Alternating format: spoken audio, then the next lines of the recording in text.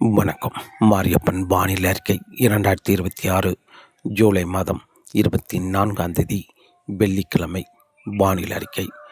வானிலை அமைப்பு குஜராத் அருகே ஆழ்ந்த காற்றழுத்த தாழ்வு பகுதி நிலை கொண்டுள்ளது. இந்த நிகழ்வு குஜராத், ராஜஸ்தானுக்கு கடுமையான வெள்ளப்பெருக்கத்தை கொடுத்து கொண்டிருக்கிறது. அதேபோல மகாராஷ்டிராவுக்கும் சற்று தென்மேற்கு பருவமழை அதிகரித்துள்ளது.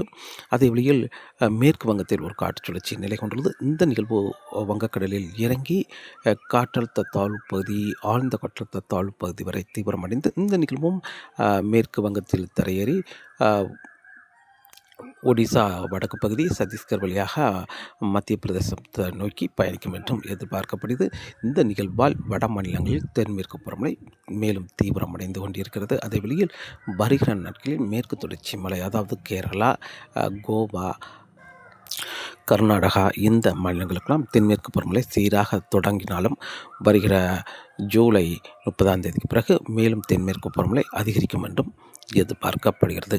தமிழகத்தை பொறுத்தவரை தமிழகத்தில் நேற்று வெப்பச்சலமழை என்பது பெரும்பாலும் ஈரோடு வடக்கு பகுதி, மேலும் தருமபுரி, கிருஷ்ணகிரி இந்த இடங்களில் சற்று பரப்பில் குறைந்த இடங்களே மழை கிடைத்தது. சென்னை வடக்கு பகுதி உள்ள இடங்களிலும் சற்று பரப்பில் குறைந்த இடங்களே மழை கிடைத்துள்ளது. ஆனால் மேற்கு தொடர்ச்சி மலைகளில் தென்மேற்கு பருவமழை கோயம்புத்தூர் சுற்றியுள்ள இடங்களில் நேற்று சற்று கூடுதலான இடங்களில் லேசான மிதமான மழையாக கிடைத்துள்ளது. நீலகிரிக்கும் நேற்று லேசான மிதமான மழையாக கிடைத்துள்ளது.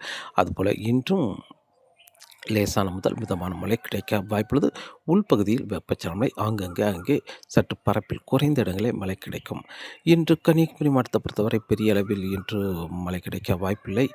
நேற்று லேசான மழைப்பொழிவு எதிர்பார்த்தோம். நேற்றும் பெரிய அளவில் மழை கிடைக்கவில்லை. இன்றும் பெரிய அளவில் மழை கிடைக்க வாய்ப்பு குறைவாகவே உள்ளது.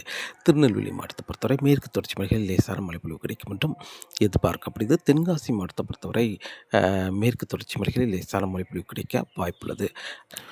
விருதுநகர் மாவட்டத்தை பொறுத்தவரை விருதுநகர் மாவட்டத்தில் மேற்கு தொடர்ச்சி மலைகளில் லேசான மழைப்பொழிவு கிடைக்க வாய்ப்புள்ளது. அதேவேளையில் மதுரை, ராமநாதபுரம், புதுக்கோட்டை, சிவகங்கை, திண்டுக்கல் இந்த மாவட்டங்களில் ஏதாவது ஒரு இரு இடங்களில் வெப்பச்சலமழை கிடைக்க வாய்ப்புள்ளது. பரப்பில் குறைந்த இடங்களே மழை கிடைக்கும். அதே வழியில் தேனி மாவட்டத்தை பொறுத்தவரை மேற்கு தொடர்ச்சி மலைகளில் லேசான மழைப்பொழிவு கிடைக்க வாய்ப்புள்ளது.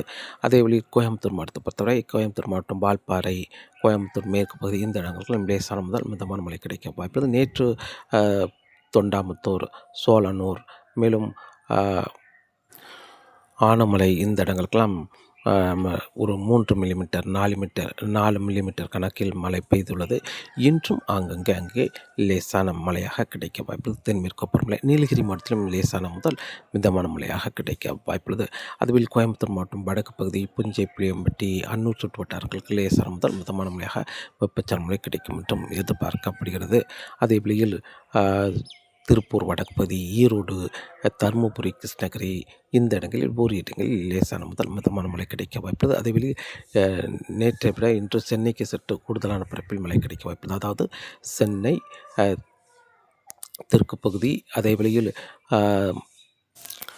செங்கல்பட்டு, விழுப்புரம், மதுராந்தகம், புதுச்சேரி, கடலூர், திருவண்ணாமலை, கள்ளக்குறிச்சி, ராணிப்பேட்டை இந்த இடங்களில் அங்கே மழை கிடைக்கும் என்றும் எதிர்பார்க்கப்படுகிறது. அதேவேளை திருச்சி, அரியலூர், பெரம்பலூர் இந்த இடங்களில் ஓரிரு இடங்களில் மழை கிடைக்கும் என்றும் எதிர்பார்க்கப்படுகிறது. ஆனால் டெல்டா மாவட்டங்களுக்கு மன்னார் வளைகுடாவில் இருந்து காற்று டெல்டா மாவட்டங்களில் தரையேறும் என்பதால் டெல்டா மாவட்டங்களுக்கு பெரிய அளவில் மழை கிடைக்க வாய்ப்பில்லை.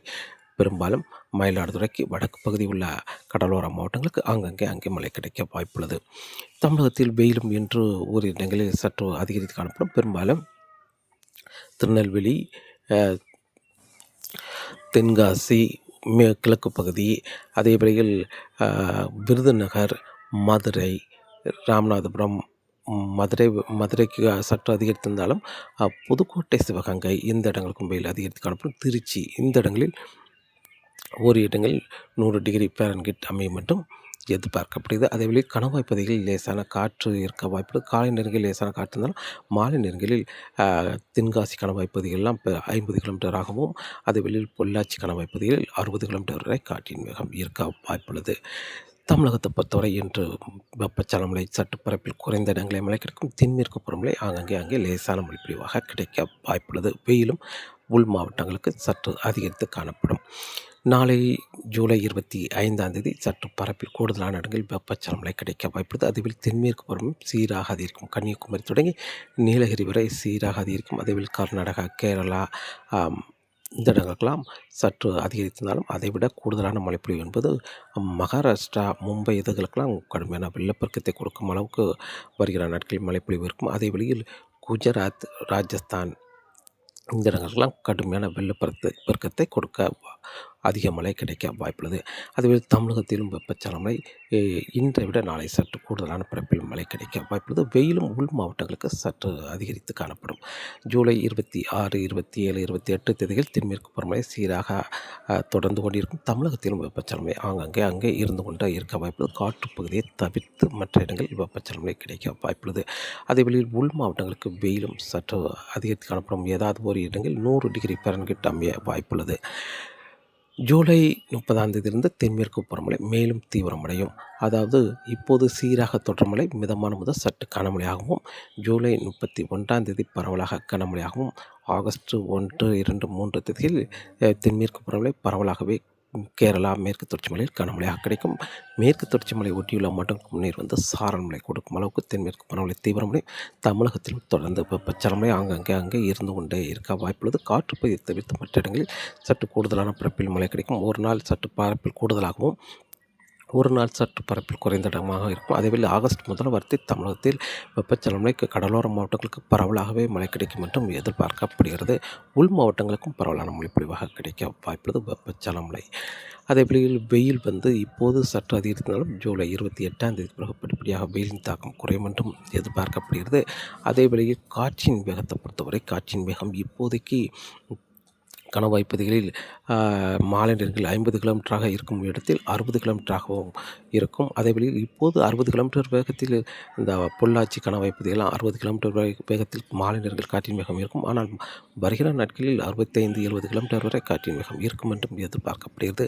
அதேவேளையில் மன்னார் வளைகுடா, குமரிக்கடல், வங்கக்கடலில் இப்போது அதிகபட்சம் 40 முதல் 50 கிலோமீட்டராகவும், ஜூலை 26ஆம் தேதிக்கு பிறகு மேலும் காற்றின் வேகம் அதிகரிக்கும். சர்வசாதாரணமாகவே 60 கிலோமீட்டர் வரை காற்றின் வேகம் இருக்கும் என்றும் எதிர்பார்க்கப்படுகிறது. மன்னார் வளைகுடாவில் இடையிடையே 65 கிலோமீட்டர் வரை காற்றின் வேகம் இருக்கும் என்றும் எதிர்பார்க்கப்படுகிறது.